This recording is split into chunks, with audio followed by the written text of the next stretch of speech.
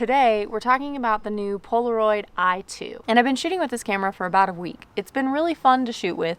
There have been moments where the pictures have not come out exactly how I wanted them to, but I do want to go over the details of this camera so that you can figure out whether or not it's something that works for you.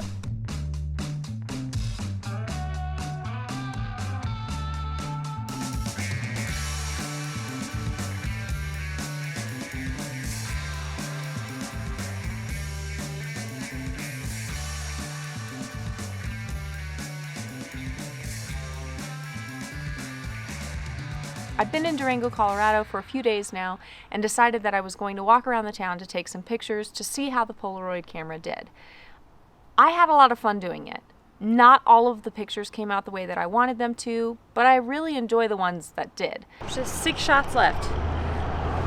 That is the nice thing about this too, is you have this like digital, tells you how much battery's left, tells you how many shots you have left. It gives you an exposure bar on the outside. You have your shutter speed and you have your aperture if you're in manual mode, which is really nice.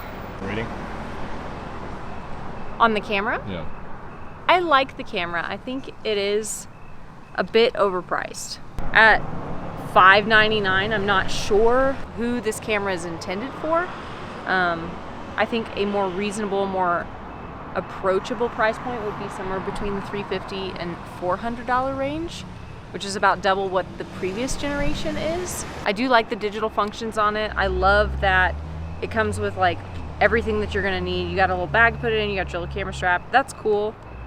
It's not a necessity. I like the screen on the back so you can see whether or not the film is exposed properly, but that's been kind of a hit or miss situation with the film that we've been using, and I think that might be specific to the chemistry of the film, but I can't be for sure on that. That's the other thing about this too, is this little exposure wheel gets bumped super easy, and if you don't pay attention to that when you're shooting, it can be off by, if we under or overexposed just by happenstance, and your exposure meter won't be right. Not fun.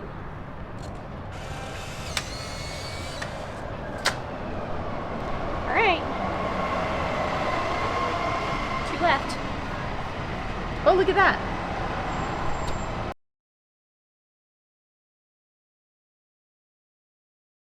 Something didn't happen right.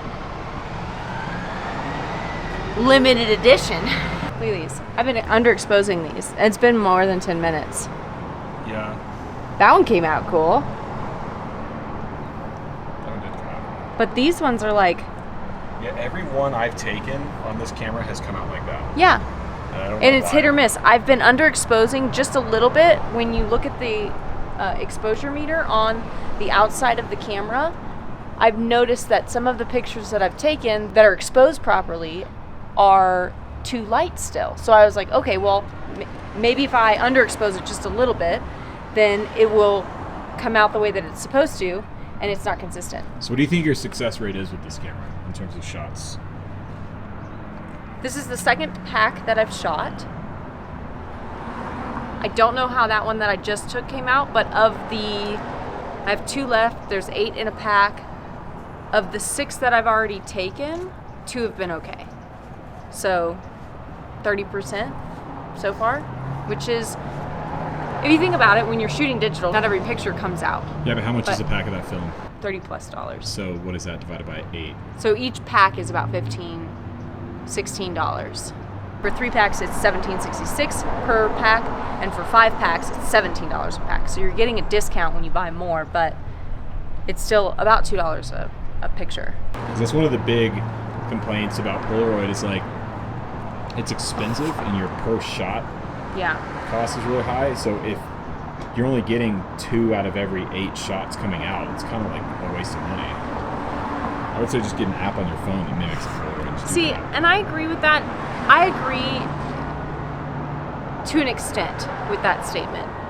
When you're shooting something like a Polaroid camera versus your iPhone, it's really something that gives you a different artistic medium, right? Like you're not necessarily picking Polaroid because you want the greatest pictures of your whole life. You're picking Polaroid because it's something fun to shoot. And I think when you go into it with the mindset of this needs to be as good as the pictures that come out of my phone, you're not going into it with the right mindset. There have been other people who made that comment or similar comments of, well, why would you get a Polaroid when you have to spend so much money on film? Well, I'm doing this because I enjoy the artistic process of shooting film, and Polaroid is one of those things that I enjoy shooting. So there are 6 modes that you can set this camera to. So you turn your camera on and you rotate through the settings by pressing this little button that has the line on it. And you have the option to choose from aperture priority, shutter priority, a timer, a manual or auto mode, and also a multi-exposure mode. And you can adjust the settings when you're in each mode. Your aperture goes from f8 to f64, and your shutter speed goes from bulb exposure all the way up to 1/250th of a second. You have a continuous autofocus when you're pressing the red shutter button. And the camera does come with a fixed 98mm lens, which is the equivalent of a 38mm lens on a full frame camera. You have your built-in flash. You can turn that on and off with the button on the back of the camera here. And you also have the ability to adjust your exposure with this dial on the top. So you do need to be careful when you're shooting that this dial stays in the middle and your exposure is where it's supposed to be, because if that dial is off, your exposure is not going to be correct. You can load either I-type or 600 film into this camera, and both work really well. I have been shooting with 600, and the 600 film does have an ISO of 640, so do keep that in mind whenever you're shooting. The pictures that I've taken will be up on my website for you to purchase if you're interested in that. It does help support this channel, and I'll make sure I have a link to my website down below if you're interested in that. In my opinion, one of the biggest downsides to this camera is the fact that the film chemistry has not changed. The camera is really wonderful, but the film is not. In 2008, Polaroid shut down their factories and the chemistry was no longer made. And as of today, as far as I know, the chemicals that they used to use to make their film prior to 2008 are no longer accessible. So the film that you get for these new cameras is not consistent. Unfortunately, the quality of film that is made today for this camera and for the newer generations of this camera is not as good as it used to be. So you are spending more money on a nicer camera, but you're not getting film that matches the price point of this camera. And I can understand why it would be difficult for someone to justify spending $600 on this camera when you're not getting film that matches the quality of the camera. Another point worth noting with this camera is your ability to shoot in manual mode. Now, if you are a beginner using this camera and you do not have a good understanding of aperture and shutter speed, I'm not sure that this camera is something you should use to learn how to do that, because the film chemistry doesn't allow you to take consistent photos. I would recommend using a different kind of film camera where you can really understand how to manipulate your aperture and your shutter speed to get the photos that you're intending to get before you move on to something like this. Because what will likely happen is you take a picture and all of your settings are seemingly correct, but the picture doesn't come out, and you wonder whether or not it's you or if it's the camera. And if you don't have the fundamentals and the foundation to understand why the pictures are not coming out, it's going to be hard for you to correct whatever it is that's happened. As you can see, I am no longer in Colorado. I am home, but there was one big thing that I learned while I was shooting on the Polaroid, and I wanted to point that out in case you are also out shooting with this Polaroid. And that point being that using a light meter is going to help drastically with the way your pictures come out. I realized after shooting 3 or 4 packs of this film and having inconsistent results that maybe using my light meter was going to be the best way to get images that were properly exposed, because I kept getting images that were coming out way too bright, even when I was underexposing, or what I perceived as being underexposed because of what the light meter on the camera was telling me. But after I started using my light meter, all of the photos were coming out way more consistently, and none of them were too bright. So I wanted to bring it to your attention so you can use it for your advantage. I use a simple light meter on my phone, and you can download other ones. It doesn't have to be this one. This one just happens to work best for me.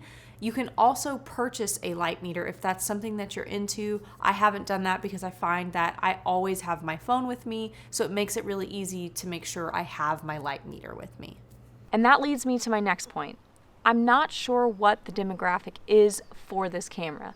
Because the price point is so high, it puts it out of reach for beginner photographers. I also don't think this is targeted towards more intermediate or advanced photographers. One, because of the price point. Two, because the film chemistry is not consistent. And because you can purchase a refurbished older Polaroid camera and you can purchase old stock film that will give you a better product.